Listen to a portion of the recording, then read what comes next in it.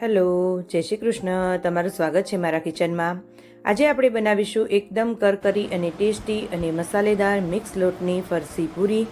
ચા સાથે, નાસ્તા સાથે કે બાળકોના લંચમાં આપી શકાય એવી પૂરી ઘરે ખૂબ જ સરળતાથી બની જાય છે. તો આપણે બનાવવાનું હવે શરૂ કરીએ. તેની ક્રન્ચીનેસ તો તમે જોઈ જ લીધી છે. તો હવે તેના માટે સામગ્રી જોઈશું. તો અહીંયા કોઈ વાટકાનું માપ સેટ કરી લેવું અને એ વાટકો ભરીને ઘઉંનો લોટ લઈશું અને ઘઉંના લોટથી અડધો આપણે મેંદો લઈશું અને મેંદાનો અડધો આપણે સોજી લઈશું. હવે તેમાં આપણે મસાલા એડ કરીશું. તો મસાલામાં પહેલાં સ્વાદ અનુસાર મીઠું લઈ લઈશું. તેમાં પિંચ જેટલી હળદર એડ કરીશું. હવે તેમાં અડધી ચમચી મરી પાવડર એડ કરીશું. હવે તેમાં શેકેલા જીરાનો પાવડર એડ કરીશું. હવે પૂરીને થોડી ચટપટી બનાવવા માટે 1 ચમચી ચાટ મસાલો પાવડર એડ કરીશું અને ચીલી ફ્લેક્સ એડ કરીશું, જે દેખાવમાં પણ સારો લાગશે અને ટેસ્ટમાં પણ ખૂબ સરસ લાગશે. હવે એક પેન લઈ લઈશું અને પેનમાં 2 થી 3 ચમચી તેલ લઈશું.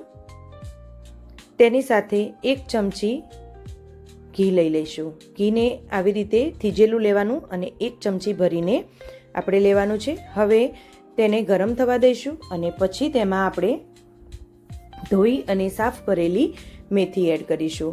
અત્યારે મેં મિક્સ લોટની મેથી પૂરી બનાવી છે. આવી રીતે તમે બનાવજો અને મેથીને તમે આવી રીતે સાંતળી અને પછી પૂરીના મિશ્રણમાં તેનાથી લોટ બાંધજો તો તમારો પૂરીનો ટેસ્ટ એકદમ અલગ આવશે અને ટેસ્ટમાં તમે એકવાર ચાખશો તો ફરીથી જરૂરથી બનાવશો.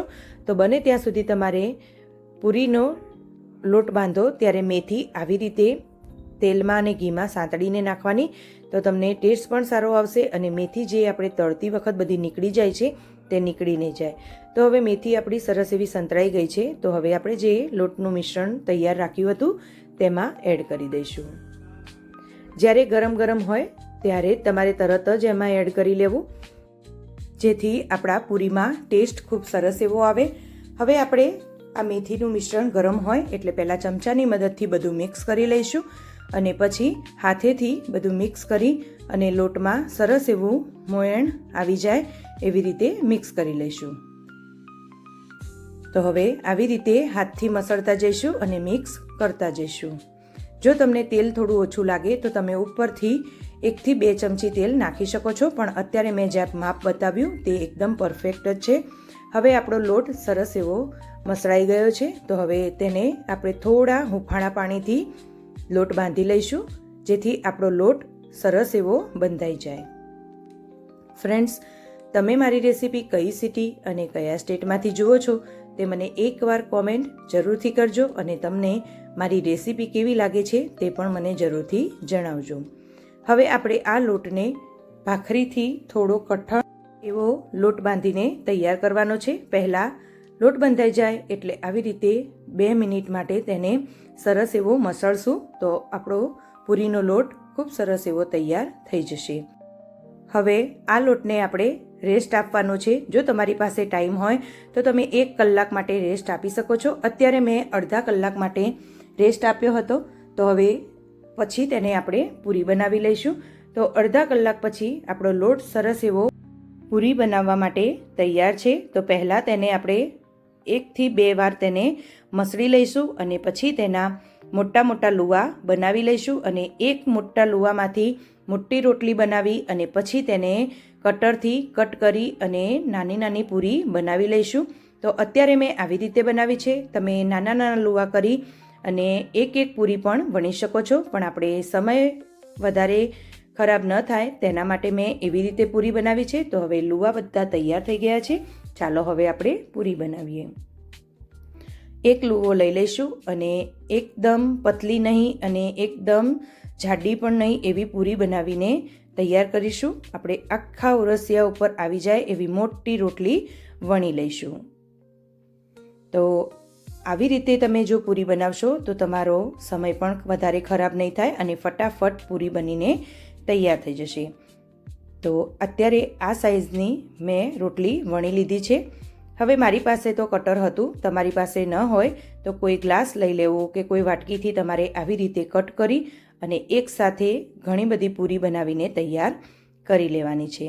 તો ચાલો હવે આવી જ રીતે આપણે બધી જ પૂરીને વણી અને આ કટરની મદદથી રોટલીને આવી રીતે કટ કરી અને નાની નાની બધી જ પૂરી બનાવીને તૈયાર કરી લઈએ.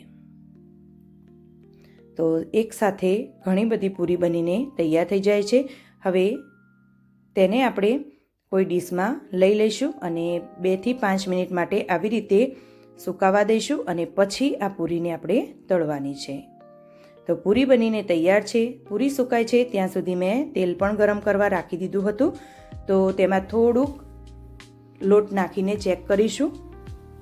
આપણો લોટ એકદમ જ ઉપર આવી જાય છે તો પૂરી તળવા માટે તેલ એકદમ પરફેક્ટ તૈયાર છે. તો પૂરી હવે એક એક કરીને તેલમાં સમાય એટલી નાખી અને મીડિયમ તાપે બધી પૂરીને તળી લઈશું. તો પૂરી આપણે હલકા ગોલ્ડન બ્રાઉન થાય એવી પૂરી બનાવીને તૈયાર કરવાની છે.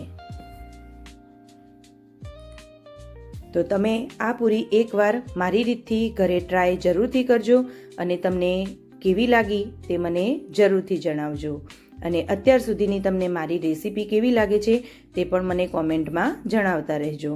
આવી રીતે ઉલટ પુલટ કરી અને બધી પૂરીને આપણે તળી લઈશું. તો આ પૂરીને ચા સાથે પણ તમે સર્વ કરી શકો છો અને કોઈ ચાટ બનાવો તો તેમાં પણ તમે તેનો ભૂકો કરીને નાખશો તો ચાટ તો ટેસ્ટમાં ખૂબ જ સરસ એવી બની જશે. હવે આ પૂરી થોડી ગોલ્ડન બ્રાઉન એવી થઈ ગઈ છે તો હવે તેને નીકાળી લઈશું અને આવી જ રીતે આપણે બધી જ પૂરીને તળીને તૈયાર કરી લઈશું. તમે તમારી રીતથી ગોલ્ડન બ્રાઉન તમને જેવી કડક ભાવે એવી તમે કરી શકો છો અને પછી એવી રીતે તમે તળી શકો છો.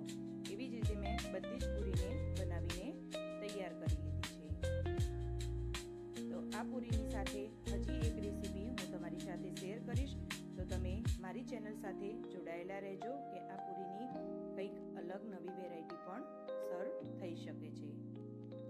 તો હવે બધી જ પૂરી આપણી તૈયાર છે તો ચાલો હવે તેને સર્વ કરીએ.